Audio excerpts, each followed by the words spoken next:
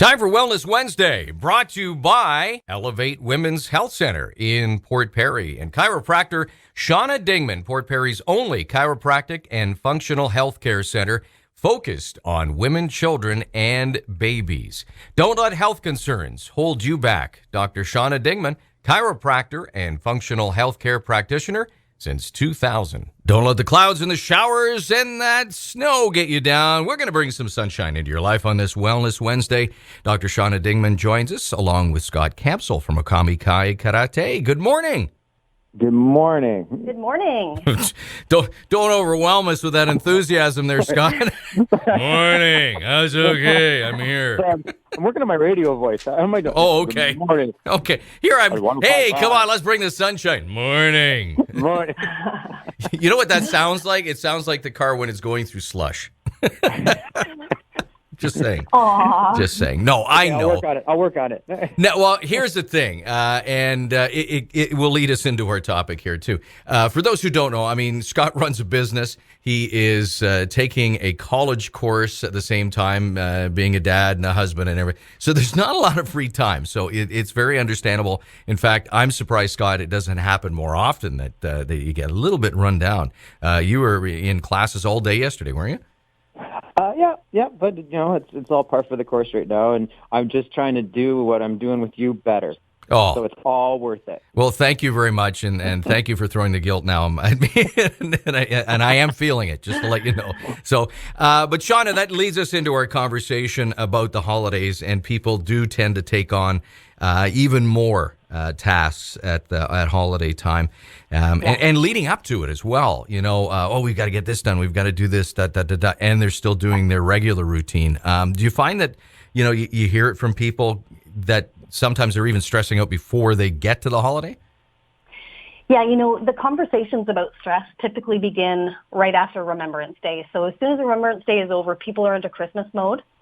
And the conversations in our office start around the stress levels and how they're feeling about it. Typically, and this year obviously is an anomaly, but usually there are Christmas parties this time of year, office parties. People are full on into their Christmas shopping.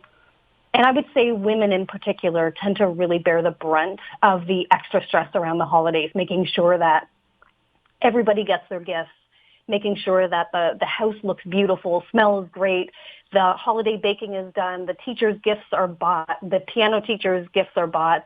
All of those the little details, I think that women tend to really, they take on a little bit more than anybody else. And so the stress levels go up. What I also find is that holiday eating tends to really, pardon the pun, but weigh on us. Right. But does that become a comfort food because of that stress? I think it can be comfort food. I think more, it's available.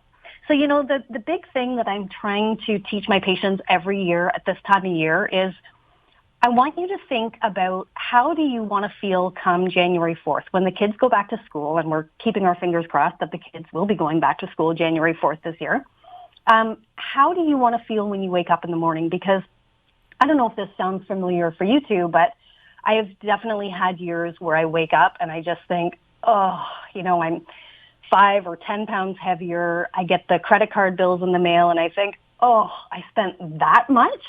I haven't worked out regularly, and it all just tends to accumulate, and you wake up feeling like I need to get back to some kind of regular routine, and now I have to kind of claw back. I have to recover from all the things that I did that now I wish I hadn't done over the holidays. Right. The big regret, or as I like to call it, the waddle of shame. Exactly. Yeah. And, I think life is all about balance, right? And balance isn't a thing that you attain. It's a verb. It's something that you try and manage on a minute-to-minute basis, on a day-to-day basis. It's making sure that you enjoy your holidays and you do the things that give you joy over the holidays. But like you said, the big regret, you don't end up with the big regret, the waddle of shame come January. So I'm trying to really encourage moms to think about these things now, to think about how do you want to feel come January? And then to basically reverse engineer a plan for getting that through the holidays. So how do you want to eat over the holidays? Or Right. how do you not want to eat over the holidays? And really think about what are the things coming up that maybe we can say no to. And again, this year's an anomaly. Like, there just aren't going to be the Christmas parties and the family get-togethers that we typically have in a year. But, you know, if we're even future pacing it to next year, thinking about what are the things that we want to say yes to, and what are the things that deep down in our heart of hearts we actually really want to say no to, and just being able to manage our family activity levels or our family stress levels based on not overscheduling things. Well, you know, I was going to ask you. go ahead, Scott. Well, I was going to ask you. You said about it being this year being an anomaly, and we've already talked about in the past about how when we're under quarantine and lockdowns and we can't leave our houses and stuff, how we start eating more and sitting around more, and so have you noticed? Now you're saying that people are starting to talk about Christmas stressing them out, that your clients are saying that now. Do you find that it's actually increased now because we've got Christmas coming and we've got COVID to deal with? Yeah, and honestly, I would say that what I feel coming from people is a pervading sadness. It's a real sadness that they're not going to be able to get together with family. I mean, I know that it's the case in our family. We're a family of 5, and we typically, on both sides of our family, we have big family get-togethers, and particularly my side of the family, we have a whole 3-day process where Christmas Eve we do this, and the whole family does we have these check boxes of things that we do that are holiday traditions in our family, and we wake up Christmas morning and my whole family, my sister and brother-in-law and their kids and my kids, we're all together with my parents at my parents' house. And that's not going to be the case. It's just going to be the 5 of us this year. It's going to be very quiet, and we already feel like it's going to be very lonely. And I think a lot of people feel that way. Well, and that's what we've opened up our Facebook today to ask people, hoping that people, compare and talk about it as well. But you can find that at 105.5 FM Uxbridge Radio. And I'd love to have you put your comments on there as well, because I don't know, am I way out in left field here and thinking the more we do talk about it, the more people realize that, everybody's in that same boat. I agree. I totally agree.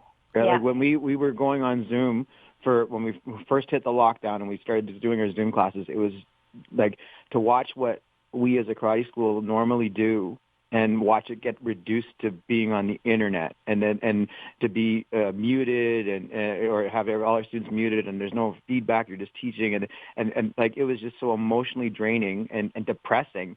And what built us up was we would get emails or messages, or people would phone us and they would just say, "Thank you so much for doing this," and they're just saying, this is especially the fitness classes. We had so many fitness members that just thank you for giving us some kind of stability and routine, and it reminded us that we weren't the only ones. Like if it wasn't like our roof collapsed and our school had to shut down. No, everybody's stuff was knocked it for a loop, and so I totally agree with what you're doing. Now, Shawna, and I know there's going to be somebody out there. Well, hang on. Shawna Dingman is a chiropractor. Why are we kind of talking about all these things? The biggest thing that I've learned in talking to you is that these things manifest themselves physically. For sure. I've thought for a long time that our physical symptoms, the way we feel physically, is just a reflection of what's going on in our emotional state. And I think if we can process things in a healthy way emotionally, that physically, a lot of the symptoms that we have they'll work out. Stress, we know that stress causes inflammation.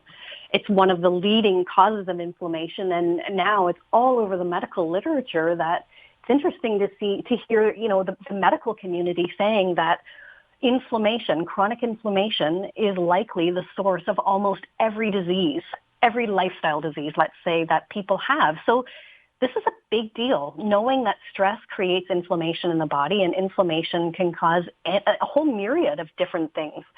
So for sure, I think that's one of the things that we really like to do in our clinic. We're not just looking at what is giving you pain right now. We're looking at what is going on in your life from years ago to now that has created the health picture that you have in your life, physically, emotionally, and spiritually, and how can we help with that? So the things that we do on the table, the adjustments, that's part of it. but also just helping people put tools in their tool bucket for handling all the things in their lifestyle, which is why we talk about nutrition all the time. It's why we talk about exercise and movement and flexibility. Those aren't things that I necessarily do with people in the office, but I give them the tools that they can take home and apply them in their life and in their family at home. And so talking about stress, especially this time of year, it's really important. And, I like what you said about opening things up, getting people communicating about it on a Facebook page. Just getting people talking about it helps them decompress a little bit. And I agree that talking about these things that are stressing us out, it's actually really healthy. And I think helping people focus on the things that we do have is really, really important this year. And it's a skill. It's a skill like anything else. There's so much in the literature talking about gratitude and the practice of gratitude, but it's a thing. It's a big deal. If you can shift your focus. Dr. Shawna Dingman from Elevate Women's Health, and also Scott Campsall from Okami Kai. We want to thank them for taking part in Wellness Wednesday. And you can get more at elevatewomenshealth.ca.